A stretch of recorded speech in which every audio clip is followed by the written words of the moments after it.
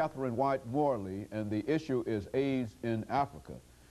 Now, Mr. Wyatt-Morley, before we had our break, we promised that we would give you an opportunity to talk about AIDS in Africa, and we still want to do that. But I think that some of the information that you gave us during this first segment is of such significance that I would like to sort of follow it up, and especially to deal with this as an issue on college campuses. You know, I think that Nashville has a number of colleges and universities and et cetera. What impact do you think that this disease is having upon collegiate students? A tremendous impact. As a mother, I have children in college, and I have a senior in high school. As a mother, we definitely want our children to abstain from sex. But as you know, everything is sex-based. Everything sells sex. And it is having a tremendous impact on our college campuses.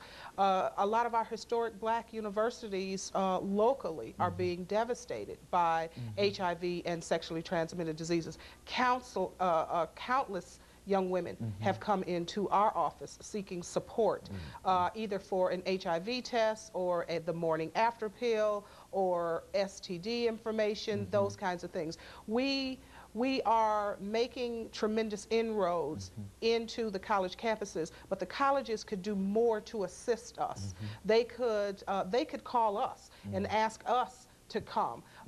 We spend a lot of time trying to pursue them, trying to get to the dorm rooms and trying to get those things. But if they would be more inclined to contact us and tell us where they need for us to put their information, we're more than willing. We have a youth peer educator whom, as I said, is in college. We're more than willing to come on the college campuses and lead groups in talking about HIV. And you know, again, we don't want our children to have sex, but they are. And negotiating sex skills is a skill that needs to be taught. Condom use needs to be taught. Those types of things need to be taught to our young people. Yes, we want them to abstain. Absolutely. I'm sure everyone would agree that we want them to abstain. But if our children are having sex, they need to be taught how to protect themselves, because HIV is real. And I'm not saying that condoms are a cure for anything, because as a matter of fact, condoms are not a cure for a lot of sexually transmitted diseases that live outside of the body area that surrounds a condom. However, it is right now one of the only tools that we have, and our children need to learn about it. Well, you know, if this is a real question on college campuses, it seems that not much is being said in terms of from the universities themselves in reference to that. What would you suggest that they do?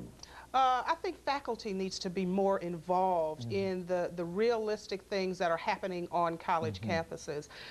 If there were clinics made available on some of the campuses where information could be housed, if they would have in-service programs in some of the social sciences or some of the psychology programs, there needs to be some sort of faculty level support and faculty level infiltration to allow for infected individuals to come in and speak, or support groups to be held, something so our children can become more informed and more educated about proper sex, no sex, and whatever kind of sex it is they have. We definitely want them to be safe.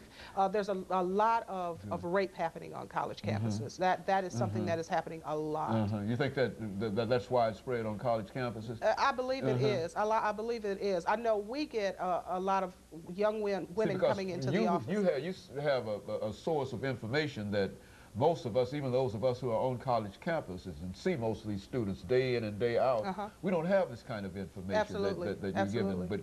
But they come to your organization and they talk about these issues. Yes, they do. And we have a level of confidentiality that they feel comfortable. Breaching someone's confidentiality is absolutely something that is forbidden. I know all about breaching of confidentiality. As you know my history, I've went through a series of tremendous losses because of breaches of confidentiality. So absolutely, the students that you all see on the college campuses every day, many of them are clients that come to us for many things, because there are many things in our building. So when people come into the building, they don't know if they're coming to see us or we also have HIV negative individuals too. Our clients consist of community members, whether they're HIV positive or HIV negative. So we have a given level of confidentiality that allows for many students to come in and feel comfortable to participate in support group, to participate in programs that allow them a safe haven to be able to express themselves and really get to the nitty-gritty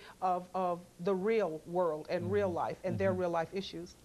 You know, I think we've entitled this AIDS in Africa, and everything that you're saying is very, very important in reference to the impact that this disease is having on Tennessee and on the United States. Yes. But we also know that you've been to Africa. Yes, I have. And that, as you promised the last time that you were here, that you would give us some information relative to the impact that it is having in Africa. So let's give you the rest of this period and the rest of the third segment to talk about your experiences in Africa and how you became involved with the continent of Africa dealing with this disease. Well, my heart has been pulled to the continent of Africa for quite some time, and through the support of the community, I was able to take my daughter and I and my pastor, Pastor George Banjo of Living Word International Church, and his wife. The four of us went to Africa. He is a Nigerian. So we went to Nigeria and we met with many of the leaders of Nigeria, many of the leaders in the church in Nigeria, and also many of the governmental leaders, several governmental leaders, the Secretary of State, all of those individuals. We also had a trip to Ghana. But we spent the majority of our time in Nigeria, and Nigeria is a country unlike any other country that I have been to in my life, and I've been to 7 different countries. But the need is so profound in Africa. They need so many things, and because of their behaviors, they still believe that it's all right for a man to have, in some tribes, that it's all right for a man to have more than one wife. And so there is a given one mode of transmission. They also, in several tribes, believe that women are objects and property and not an equal player or equal partner as we so here in America believe. So there are many things that contribute, but the need is profound. And so while there, I established a women's outreach in Africa. So we actually have offices in Nigeria now. Okay, and of course we're getting ready for the first commercial break here, after which we'll come back and we'll give you an opportunity to talk about some other experiences dealing with this issue in Africa. This is really sort of eye-opening to me in terms of you dealing with Nigeria, because we've had an opportunity to talk to other individuals who have been to Africa, and they've explained some of the problems in South Africa. And now you tell me that it's worse, probably worse in Nigeria and etc. It is really a problem. And of course, let us take this commercial break, and we'll be back with our audience following this final commercial break.